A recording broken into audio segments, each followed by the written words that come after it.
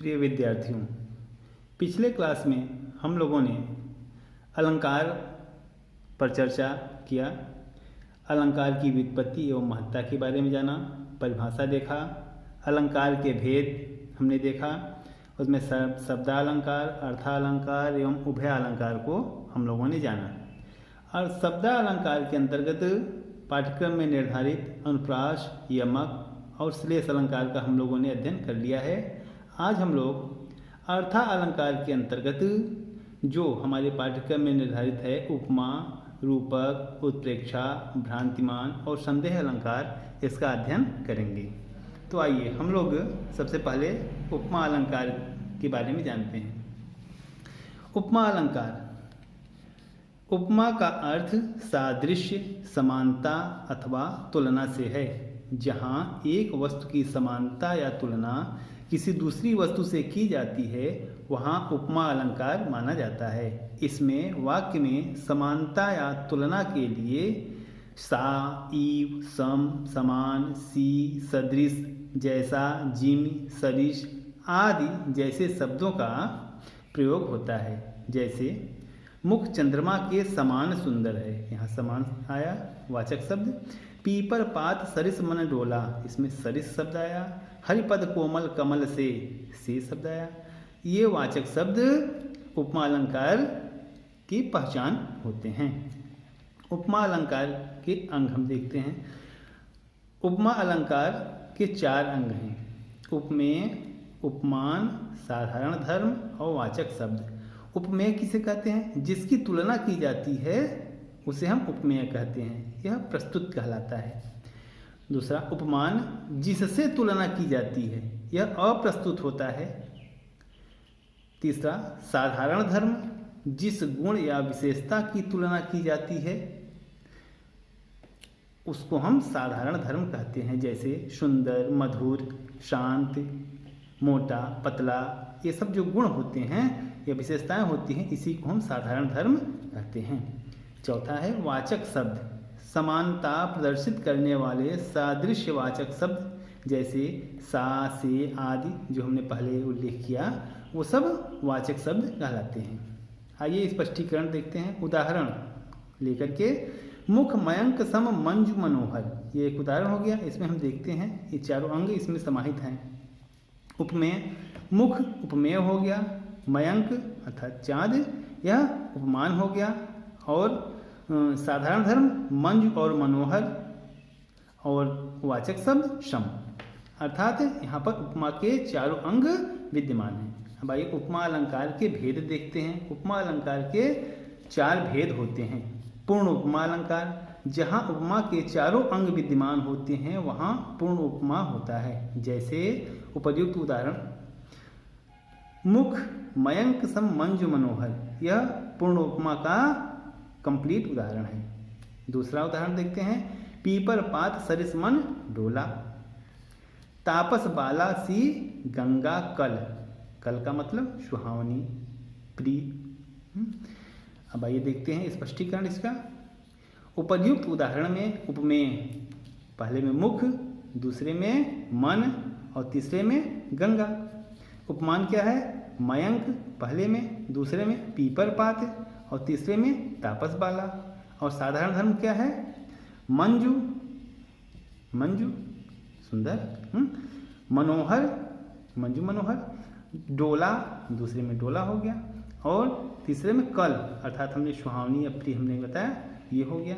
इस प्रकार से इसमें साधारण धर्म हो गया। और वाचक शब्द देखते हैं क्या है इन उदाहरणों में। मंजू नहीं, वाचक शब्द सम, सम है पहले में, दूसरे में सरिश और तीसरे में सी। इस प्रकार वाचक शब्द भी हैं। तो इसमें उपमान, उपमा के चारों अंग विद्यमान हैं। इस प्रकार यह पूर्ण उपमा का अच्छा उदाहरण है। ठीक, अब आइए हम दूसरा देखते हैं। जो प्रकार है लुप्त उपमा, जब उपमा के चारों अंगों में से कोई एक या अनेक अंग लुप्त हों, कोई एक अंग या कई अंग उसके लुप्त हों, वहाँ पर लुप्त उपमा अलंकार होता है। ठीक, जिसमें जिस अंग का लोप होता है वह उसी प्रकार का लुप्त उपमा कहलाता है। ठीक, जैसे उपमेय लुप्त उपमा, उपमान लुप्त उपमा, साधारण धर्म लुप्तोपमा, वाचक शब्द लुप्तोपमा। ठीक, एक उदाहरण द्वारा वाचक लुप्तोपमा को देखते हैं हम। आइए उदाहरण, नील सरोरु श्याम तरुण अरुण वारिज नयन। इस उदाहरण में वाचक शब्द का अभाव है, अतः यहाँ वाचक लुप्तोपमा है। अब तीसरा जो उपमा का प्रकार है देखते हैं, रसनोपमा, जहाँ पद में उपमेय एवं उपमान एक दूसरे से जुड़े रहते हैं, अर्थात एक कड़ी दूसरी कड़ी से जुड़ी रहती है, तो वहाँ रसनोपमा होता है। जैसे उदाहरण देखते हैं, सगुण ज्ञान सम उद्यम, उद्यम सम फल जान, फल समान पुण्य दान है, दान सरिस सन्मान। स्पष्टीकरण, इस उदाहरण में ज्ञान, फल, उद्यम, दान, सम्मान सभी उपमेय एवं उपमान श्रृंखलाबद्ध रूप से एक दूसरे से जुड़े हैं, अतः यहाँ रसनोपमा अलंकार है। और आगे अब देखते हैं इसका जो चौथा प्रकार है, मालोपमा। मालोपमा अर्थात उपमानों की माला, उपमानों की जिसमें माला हो वही मालोपमा कहलाती है। आइए इसका देखते हैं परिभाषा या अर्थ समझते हैं। जहाँ एक उपमेय के लिए एक से अधिक अर्थात अनेक उपमानों की श्रृंखला माला के रूप में उपस्थित होती है, वहाँ मालोपमा अलंकार होता है। उदाहरण देखते हैं, काम सा रूप प्रताप दिनेश सा, सेम सा सील है राम महीप का। दूसरा उदाहरण देखते हैं, फिर स्पष्टीकरण होता है एक साथ। पछतावे की परछाई सी, तुम उदास छाई हो कौन, दुर्बलता की अंगड़ाई सी, अपराधी सी भय से मौन। स्पष्टीकरण देखते हैं, उपर्युक्त दोनों उदाहरणों में एक उपमेय के लिए कई उपमान प्रस्तुत किए गए हैं। महीप, राजा राम महीप के लिए देखिए, काम सा रूप, कामदेव के समान सुंदरता, प्रताप दिनेश शाह, सूर्य के समान तेज वाला, और शील युक्त, तो ये सब राम के लिए उपयुक्त हुए हैं। इसी प्रकार से दूसरे उदाहरण में भी है। तो एक उपमेय के लिए अनेक उपमान का प्रबंध किया जाना, यह मालोपमा का उदाहरण है। अब आइए हम लोग दूसरा अलंकार देखते हैं। दूसरा अलंकार अर्थालंकार के अंतर्गत रूपक अलंकार, जो कि पाठ्यक्रम में रखा गया है। आइए देखते हैं इसकी परिभाषा। जहाँ उपमेय और उपमान में अभिन्नता प्रकट की जाए, अर्थात एक ही रूप में प्रकट किया जाए, उनमें भेद न किया जाए, उपमेय और उपमान में कोई भेद न रहे, तो वहाँ रूपक अलंकार होता है। जैसे उदाहरण देखते हैं, अरुण सरोरुह कर चरण, दृग खंजन मुखचंद, समय आय सुंदरी शरद, काहिन करति आनंद। आइए स्पष्टीकरण देखते हैं। इस उदाहरण में शरद ऋतु में सुंदरी का, शरद ऋतु में सुंदरी का, और कमल में हाथ पैर का, खंजन में आँखों का, और चंद्रमा में मुख का भेद रहित आरोपण हुआ है, अतः यहाँ पे रूपक अलंकार है। कंप्लीट रूपक अलंकार है ना। रूपक अलंकार के भेद भी हैं, कई प्रकार के रूपक अलंकार होते हैं। आइए देखते हैं कितने प्रकार के होते हैं रूपक अलंकार के भेद। रूपक अलंकार 3 प्रकार के होते हैं, सांग रूपक, निरंग रूपक और परंपरित रूपक। हम लोग क्रम से पहला देखते हैं, सांग रूपक क्या है। सांग रूपक, इसमें उपमेय पर उपमान का सर्वांग आरोपण होता है। उदाहरण देखते हैं, उदित उदयगिरि मंच पर रघुबर बाल पतंग, बिकसे संत सरोज सब, हरखे लोचन भृंग। स्पष्टीकरण, उदाहरण में रघुबर, मंच, संत, लोचन आदि, रघुबर, मंच, संत, लोचन आदि उपमेयों पर बाल सूर्य, उदयगिरि, सरोज, भृंग आदि उपमानों का आरोप किया गया है, अतः यहाँ पर सांग रूपक है। सभी अंगों का यहाँ उपमानों से उपमेय की तुलना एक तरीके से आरोपण किया गया है, इसलिए यहाँ पे सांग रूपक हो गया। आइए निरंग रूपक देखते हैं। जहाँ उपमेय पर उपमान का सर्वांग आरोपण न हो, वहाँ निरंग रूपक होता है। जैसे, इस हृदय कमल का घिरना, अली अलकों की उलझन में, आंसू मरंद का गिरना, मिलना निःश्वास पवन में। स्पष्टीकरण देखते हैं। उपर्युक्त उदाहरण में हृदय उपमेय है, इस पर हृदय उपमेय पर कमल जो कि उपमान है ना, इससे आरोपण किया गया है। अलकों जो कि उपमेय है पर अली उपमान का आरोपण किया गया है।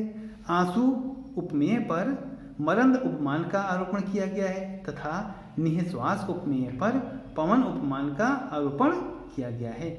इस प्रकार यहाँ पर निरंग रूपक है, कंप्लीट रूपक नहीं है। तीसरा परंपरिक रूपक, जहाँ एक रूपक दूसरे रूपक पर अवलंबित हो, अर्थात जहाँ उपमेय पर एक आरोप दूसरे आरोप का कारण होता है वहाँ परंपरिक रूपक होता है।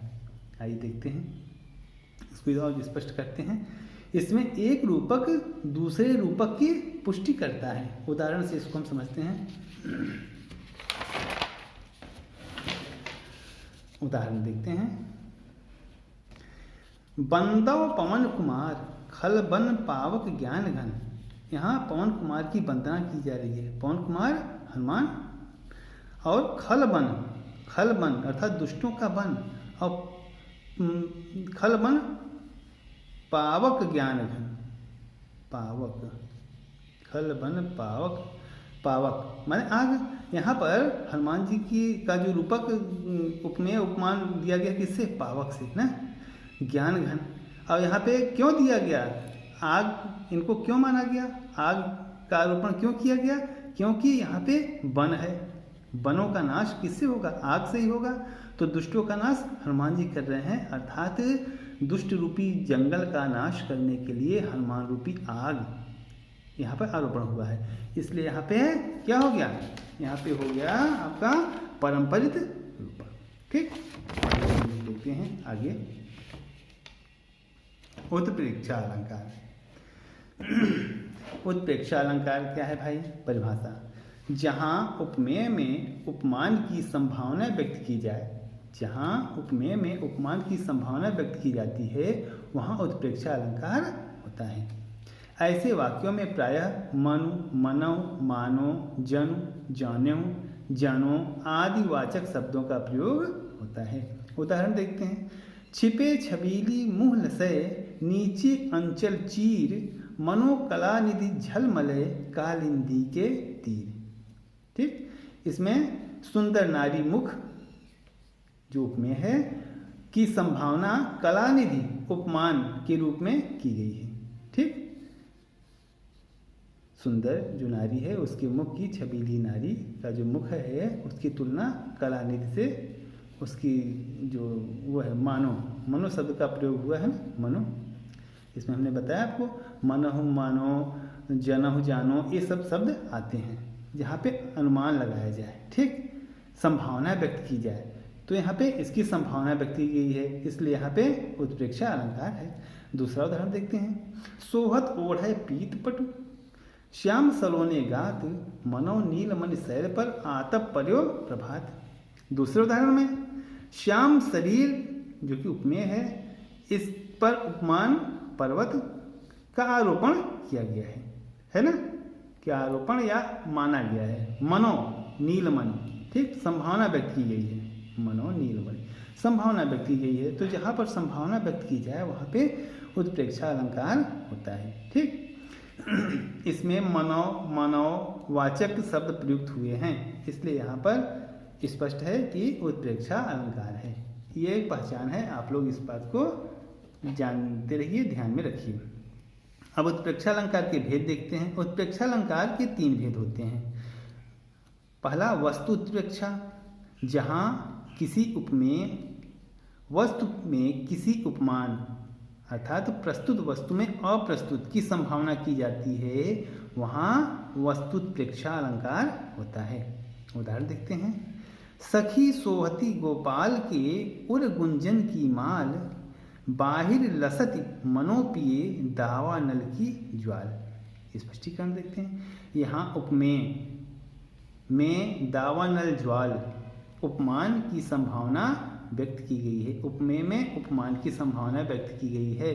यहाँ पे वस्तुत्प्रेक्षा है। ये जो पहले इसके सोहत ओढ़े पीत पट, इसमें भी वस्तुत्प्रेक्षा अलंकार है। ठीक, आइए अब आगे देखते हैं। हेतुत्प्रेक्षा, दूसरा जो प्रकार है उत्प्रेक्षा का हेतुत्प्रेक्षा, और तीसरा जो प्रकार है वह फलोत्प्रेक्षा है। तो हम लोग क्रम से वस्तुत्प्रेक्षा देखा, अब हेतुत्प्रेक्षा देखें। जहाँ अहेतु में अर्थात जो कारण न होते हुए भी, जिसमें जहाँ अहेतु में अर्थात जो कारण न हो उसमें हेतु की संभावना व्यक्त की जाए। कारण नहीं है लेकिन फिर भी उसमें कारण की संभावना व्यक्त की जाए तो वहाँ पर हेतुत्प्रेक्षा अलंकार होता है।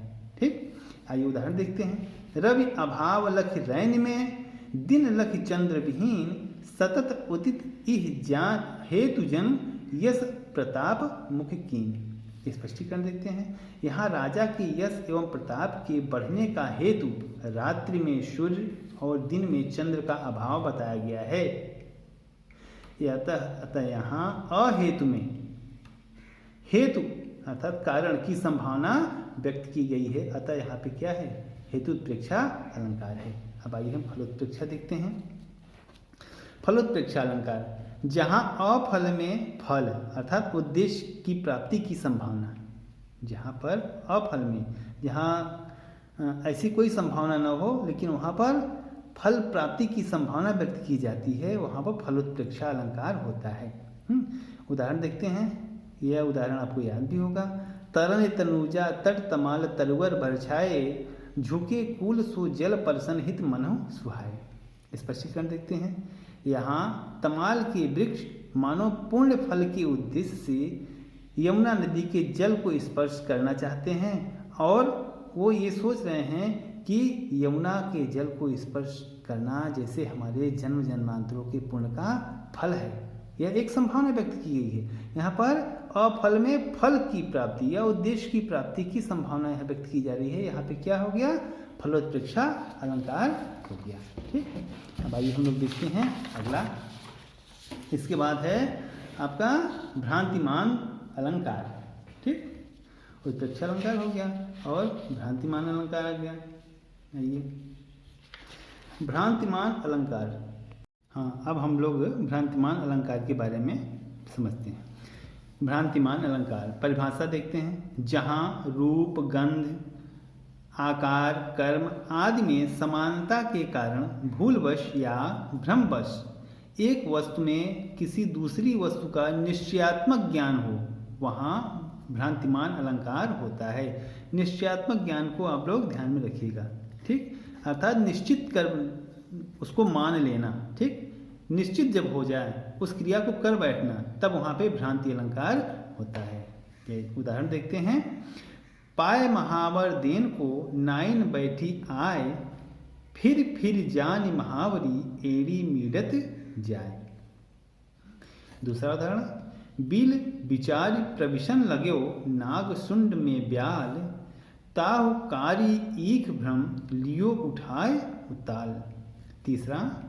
पलत भ्रमण सुख तुंड पर भ्रम धरि कुसुम पलाश, धलिता को पकड़न चहत जम्बू फल की आश।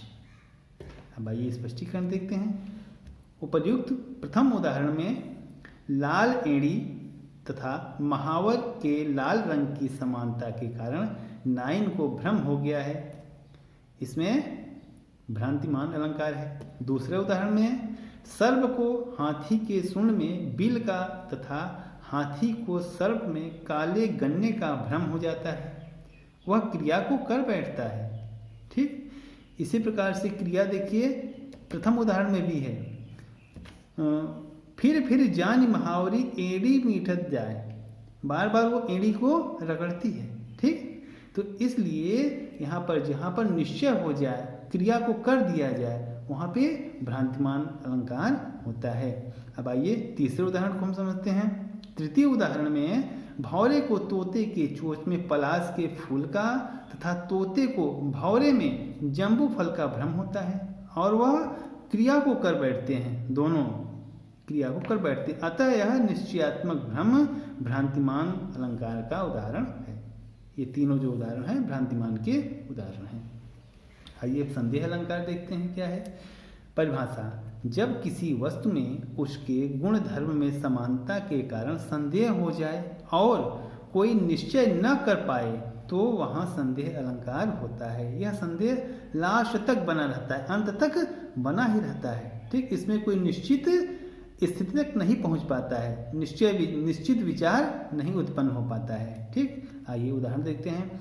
कैधो व्योम बीथिका भरे हैं भूरि धूम केतु, कैधो चली मेरु ते कृशानु सर भारी है।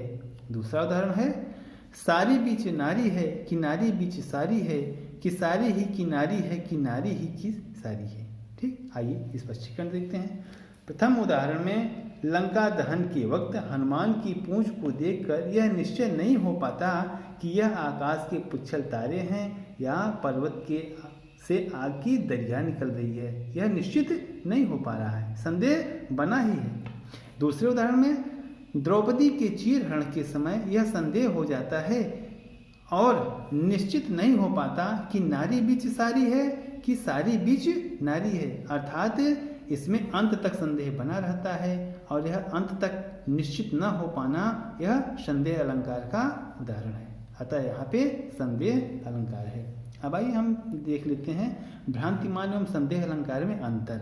ठीक, इसमें हमेशा भ्रम बना रहता है कि भ्रांतिमान है कि संदेह अलंकार है, इसको हम लोग देख लेते हैं। संदेह अलंकार में उपमेय और उपमान के बीच अंत तक अनिश्चितता बनी रहती है। जैसे यह रस्सी है कि सांप है, इसका निश्चित न कर पाना, हमेशा संदेह बना रहना, यह संदेह अलंकार हो गया। अंत तक निश्चित नहीं हो पाना, यह संदेह अलंकार है। किंतु जब यही निश्चित मान लिया जाए कि यह रस्सी ही है या यह सांप है, चाहे वह झूठा ही क्यों न हो ना, अगर वह निश्चित कर बैठता है और निश्चित मान करके उस पर क्रिया कर बैठता है तो वहाँ पे भ्रांतिमान अलंकार होता है। इस प्रकार से जहाँ पर निश्चयात्मकता होती है वहाँ पे भ्रांतिमान अलंकार, और जहाँ पर अनिश्चितता की स्थिति लास्ट तक बनी रहती है वहाँ पे संदेह अलंकार होता है। तो इस प्रकार से बच्चों शब्दालंकार और अर्थालंकार के बारे में जो पाठ्यक्रम में आपको निर्धारित है उसका हम लोगों ने अध्ययन किया, और आशा है आप लोग अच्छे ढंग से इसका अध्ययन करेंगे, नोट्स बना लेंगे, और जहाँ कहीं भी कोई भ्रम होगा तो अभ्यास के दौरान अगर भ्रम आए तो उसको आप नोट करते जाइए, और फिर टीचर से हमारे व्हाट्सएप नंबर पे या हमारा नंबर है आप लोगों के पास, आप हमसे पूछ सकते हैं निसंकोच। कोई भी भ्रम हो आप लोगों में तो आप लोग उसको पूछिए। अगर यह भ्रम दूर नहीं होगा तो आप हमेशा इस भ्रम को पाले रखेंगे और कमी हमेशा बनी रहेगी। धन्यवाद।